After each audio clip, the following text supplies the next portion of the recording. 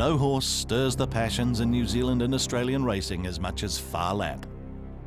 Each nation still claims a share of the mighty chestnut gelding, whose victories lifted the hearts and spirits of a generation when they needed it most, in the depths of the Great Depression.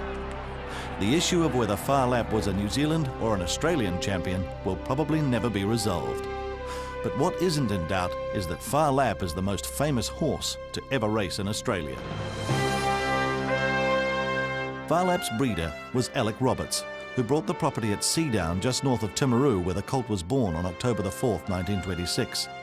The family says his name is a Thai word meaning light from the sky. By the time he was sent north to the sales at Trentham in 1928, Phar Lap's pedigree by night raid from Inductee had attracted the attention of former New Zealander Harry Telford.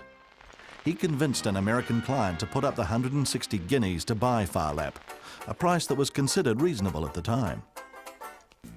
They grew to love him, but Phar Lap's introduction to Australia was inauspicious. He arrived in a bruised condition and with boils around his mouth. The client wasn't impressed, so Telford arranged to run Phar Lap on a 3-year lease. The crowd started to pay attention when, as a 3-year-old, Phar Lap's powerful finishing burst won the Rosehill Guineas, AJC Derby, Craven Plate and VRC Derby in succession. They were cheering for him in the 1929 Melbourne Cup, but 2 other New Zealand horses, Night March and Paquito, beat him into 3rd place. Phar Lap avenged that defeat in the longer AJC Plate when Night March trailed him home by 10 lengths. He won 5 races in Sydney and the Cox Plate before the 1930 Flemington Spring Carnival. Jockey Jim Pike believed there was only one way to beat him. If they can breed him with wings on and get Kingsford Smith to ride him. Phar Lap was so popular with Melbourne Cup punters that his life was in danger from people who were likely to lose a lot of money. Shots were fired at Phar Lap and his strapper Tommy Woodcock. He was given a police escort and rushed into hiding in Geelong.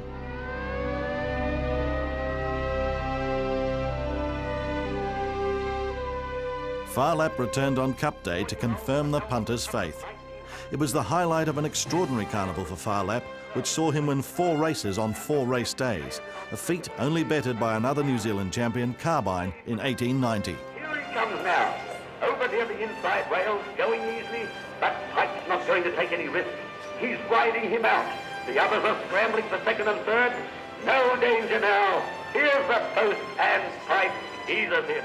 Telford's lease on Phar Lap expired, and a partnership was formed with David Davis as the stakes earnings continued to grow to an Australian record of £56,000 by the end of 1931.